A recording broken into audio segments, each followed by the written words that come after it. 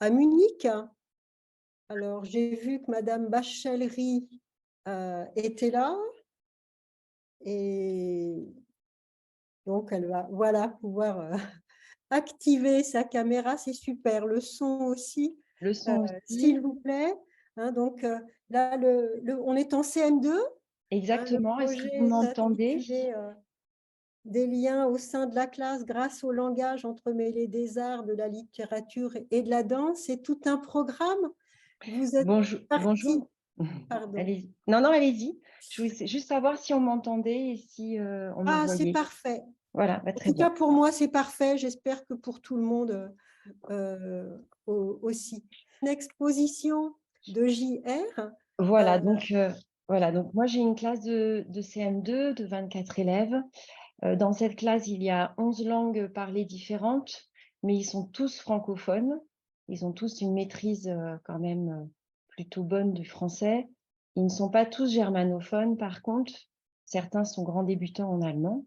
Et c'est un projet qui vise aussi à développer la langue allemande. Ça a été plus fait en français, mais il y a eu beaucoup quand même d'allemand. Et donc, moi, je travaille depuis plusieurs années en danse et surtout en danse liée soit à la littérature, soit aux autres arts. Et là, cette année, donc l'artiste JR qui a exposé à Munich, où je suis donc allée le voir en septembre. Et là, je me suis dit qu'il fallait que je fasse quelque chose avec la classe. J'ai amené aussi les 4 CM2, en fait. Les 4 classes de CM2 sont allées voir l'exposition. Toutes les classes de CM2 ont fait un travail d'art plastique à partir de cette exposition. Et donc, nous, avec ma collègue d'allemand, on a aussi porté ce projet vers la danse et la littérature et voilà, en gros, un petit peu tous les autres arts. Euh, ce travail a été un gros projet puisqu'on l'a mené de novembre à février, qui s'est clôturé donc par un spectacle qui a lié à la fois une présentation de l'artiste faite en projetant des images de l'artiste, et ça a été fait en allemand, et ensuite un spectacle de danse d'une durée à peu près de 20-25 minutes. Et donc là, le film que j'ai monté dépasse un petit peu les 3 minutes, j'en suis désolée, mais c'était très compliqué pour moi. Montre en fait des extraits du résultat final, mais pas tout à fait, ou pas le processus qui a été derrière, c'est-à-dire les différentes étapes. Donc j'y reviendrai peut-être après le film, parce que c'est voilà, le but vraiment de ce travail, c'est de lier toutes les disciplines de littérature, d'art plastique, de danse et de développer donc les différents langages. Voilà. Donc, j'ai essayé dans le film de mettre en avant ce travail de lien entre les disciplines. J'espère que j'ai réussi. Absolument. Et en Voilà. plus, il y a de la musique Voilà. dans la vidéo. Voilà, bon. Tout y est. Merci à vous. J'espère que ça va marcher. Voilà. Bah, je vous laisse peut-être visionner le film, puis on en Faire, discutera après. ouais, Voilà. s'il te Merci. plaît. Merci. Voilà. Alors, au niveau du processus, je ne sais pas si on peut passer peut-être le PDF que j'ai fait en parallèle. Alors, Alors, le dernier que j'ai posté, si c'est possible. super. Voilà. Voilà. Alors, peut-être déjà la diapositive numéro 2. Voilà. Donc, pour ceux qui ne connaissent pas déjà l'artiste JR, peut-être quelques mots.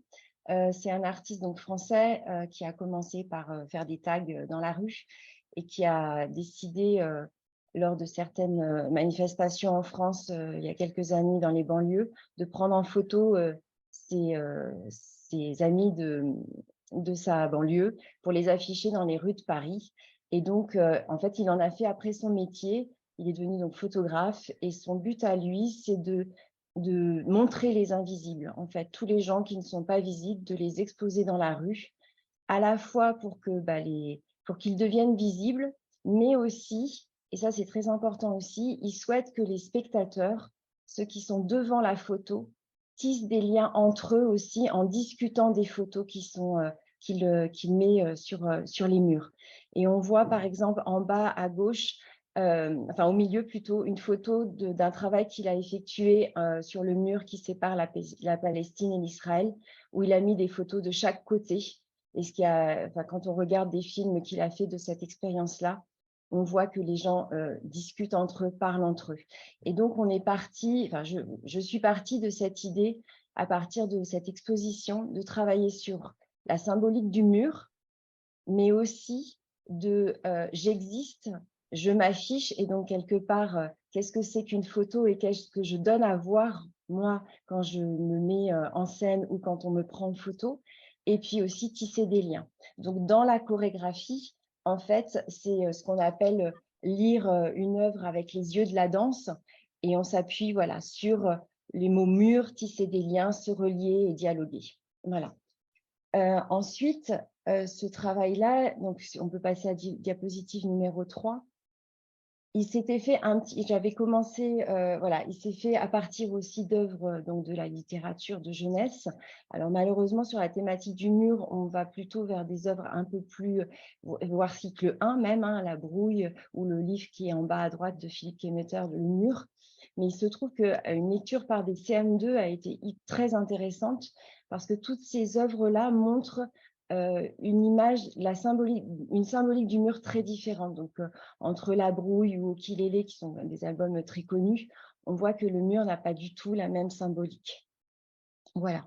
Ensuite, donc tout ce travail-là, j'y reviendrai après, a permis de mettre en mots surtout ce que c'est qu'un mur, ce que sont nos murs à nous-mêmes, et permettre d'enrichir aussi, bien sûr, la danse et les écrits qui ont accompagné cette danse. Ensuite, alors c'était pas ensuite, ça a commencé par ça, avant d'aller voir l'exposition de JR, on avait travaillé sur deux albums qui sont À quoi penses-tu de Laurent Moreau et Dans ta tête à toi de Giacomo Marco, qui sont des livres effectivement plus utilisés, pareil, en maternelle, mais il se trouve que ce sont des lectures très, très intéressantes, parce qu'ils donnent à voir ce qu'on a à l'intérieur de soi, ce qu'on a à l'intérieur de sa tête, à quoi on pense. Et les illustrations de Laurent Moreau sont en forme de flip-flop. Donc, c'est ce travail-là qu'on a effectué avec les enfants. Je me dessine et qu'est-ce que j'ai dans ma tête, et accompagné de textes qui reprennent voilà, à quoi je pense, qui je suis vraiment. Et c'était intéressant de le relier avec le travail de JR, parce que, bien sûr, JR, il pose des affiches sur les murs, les gens se sont fait prendre en photo, hein, ce sont des photos posées, et donc se poser la question de, voilà, qu'est-ce que je donne de moi quand je suis sur une photo, et qu'est-ce que je pense en fait à l'intérieur de moi. Donc ça a été tout ce travail-là.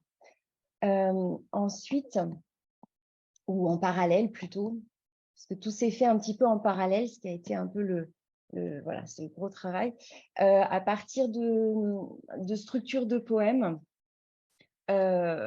Donc, de ces 3 poèmes-là, on les a bien sûr travaillés aussi pour ce qu'ils sont et ce qu'ils représentent, mais on s'en est surtout servi pour écrire après des poèmes, pour s'en servir sur la structure du poème. Et pour écrire ces poèmes-là, donc on peut passer à la diapo d'après. Pour écrire les poèmes, donc bien sûr, on a eu énormément de collections de mots. Et c'est là où je voudrais revenir sur ce travail qui ne va pas l'un sans l'autre. C'est-à-dire que si on fait de la danse, que de la danse, on va arriver à des choses, hein, bien sûr, mais c'est tellement plus riche si on l'associe au langage, et au langage oral, et d'apporter du vocabulaire, d'apporter des mots pour décrire ce qu'on ressent, pour décrire les émotions. Donc là, vous avez un petit aperçu de mots de la danse qui ont été prélevés tout au long des 10 séances à peu près, des séances de danse, et aussi d'ateliers du regard, c'est-à-dire qu'en classe, on a regardé des extraits de chorégraphie faits par des professionnels. Et donc là, bien sûr qu'on a énormément récolté de mots, de ressentis et d'émotions. Voilà. Et en parallèle, toujours ce travail sur le mur, qu'est-ce qu'il y a de positif, qu'est-ce qu'il y a de négatif, etc. Et aussi, qui n'apparaît pas sur les diapos, c'est le travail sur les émotions qui a été fait en collaboration, vraiment en co-enseignement, en bilingue, pour un travail d'art plastique, je montrerai après. Donc, par exemple, je peux peut-être vous lire le petit poème qui est le plus court là à gauche, qui ne prendra pas trop de temps. Mur, mur qui sépare, mur qui écarte, mur ancien couvert de mousse, mur solide comme la pierre, mur sans vie, mur ancré dans le sol, mur immuable et infini. Je prends mes affiches et marche jusqu'à vous pour tisser des liens entre nous. Alors, j'en ai des dizaines, des comme ça, qui sont tous très touchants et qui, moi, voilà, m'émeuvent encore aujourd'hui. Et c'est ce travail-là, en fait, qui fait que je pense qu'on aurait travaillé que ça, je ne serais pas arrivée à ce résultat-là, on aurait travaillé en danse, que en danse, on ne serait pas arrivé à ce travail-là. Et c'est le fait de tisser tous ces liens qui font qu'entre eux aussi, bien sûr, il y a plein de liens qui se sont tissés. On voit un court extrait dans le film où on voit les enfants vraiment danser ensemble et se toucher et même être vraiment en contact, même garçon-fille. Et forcément, un travail comme ça laisse des traces. Voilà, et des traces plus que positives. Voilà.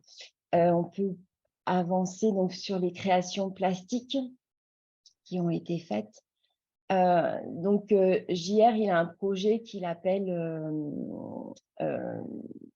ça m'échappe en anglais, en français c'est intérieur-extérieur, c'est pour ça que nous on l'a inside out, voilà, et nous on l'a appelé en allemand innen et außen, et où il photographie des gens et après les colle sur les murs là où habitent les gens. Et ce travail-là, on l'a transformé en mettant des gens, en choisissant les fonds. C'est-à-dire que les enfants ont choisi en fonction des émotions qu'ils avaient sur les photos. Donc, il faut savoir que chaque enfant est représenté 3 fois, que donc c'est une œuvre un peu grandiose puisqu'elle couvre tout le mur d'un grand hall qu'on a dans l'école. Et chaque enfant, on y a apporté des mots. C'est-à-dire que c'est pour ça qu'il y a le détail de l'œuvre collective à droite, chaque enfant a écrit après des mots, des émotions, en français, en allemand, mais aussi dans la langue qu'il maîtrise. Donc, on voit sur la photo de gauche, Amine, par exemple, sur son crâne, et c'est écrit en arabe. Voilà, donc ça, c'était un très, très beau moment aussi du projet où chacun est arrivé avec les mots dans sa propre langue pour décrire l'émotion qui transperçait de ces photos-là. Voilà. Les escaliers, c'est aussi inspiré de JR. Et donc là, ça a été un projet fait par notre classe, mais on a pris en photo les 94 élèves de CM2, plus tous les enseignants de CM2. Et il y avait au moins 2 regards par marche d'escalier sur les presque 4 étages de l'école. Voilà, donc quand on montait, on voyait tous ces regards. Voilà.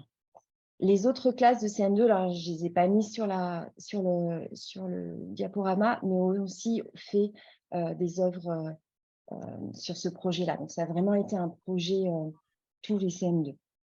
Alors, juste pour finir, une fois que tout ça s'est passé, il faut savoir que le spectacle, je pense qu'ils l'ont fait représenter au moins 6 fois ou 7 fois, toujours avec la même envie. L'avant-dernière fois a été un très grand moment parce que les parents étaient invités et on a eu la chance aussi de pouvoir inviter mes anciens élèves de CM2, donc qui sont aujourd'hui en 6e, et avec qui j'avais aussi mené un projet danse l'année dernière. On avait reçu un auteur et donc on avait mis en danse un de ses romans. Et donc, ça a été un moment très, très riche aussi en émotions de voir mes anciens élèves venir regarder leurs camarades danser et on a pu danser tous ensemble à la fin de la représentation. Et donc, à la suite de tout ça, bien sûr, on a laissé des traces. Et donc, on a vu voilà, certaines traces de la chorégraphie, ça c'est tout un autre sujet, comment écrire la danse, mais aussi mes ressentis, qu'est-ce que j'ai vécu. Et puis, on a fait, c'était la diapositive que vous avez montrée sur Project Kunst, où on savait tout un travail. Donc, je l'ai mise en allemand et on a fait à peu près le même travail sur la danse en français. Donc, c'est la diapositive juste avant. juste avant celle-ci, voilà, voilà.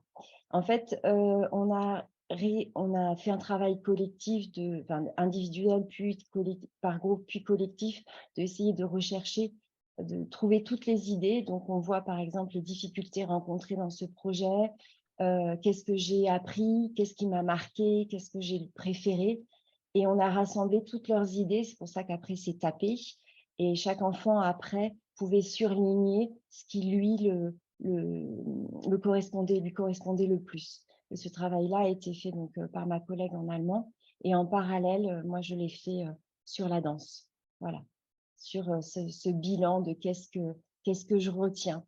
Et ce qu'ils ont retenu, et c'est là, ils ont vraiment apprécié ce travail collectif dans l'ensemble. Ils ont été, je crois, émus de pouvoir voir, et fiers surtout, je crois que le mot fier est très important dans ce projet, la fierté qui ressortait, d'arriver à danser, à se montrer en danse, d'arriver à la fin d'un projet, que ce soit le projet de plastique ou le projet de danse.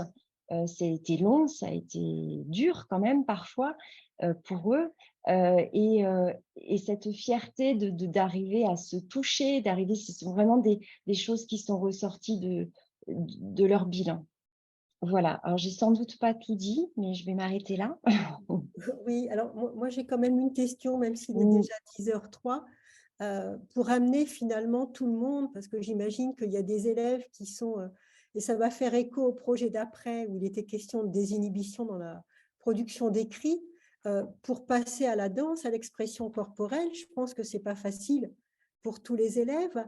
Donc, Alors, voilà, quels sont vos points de vigilance? Comment vous arrivez à entraîner tous vos alors, élèves je pense qu'il est important d'être formé quand même à la danse à l'école pour pouvoir effectivement mener un projet au moins de cette ampleur-là, mais même certaines séances de danse.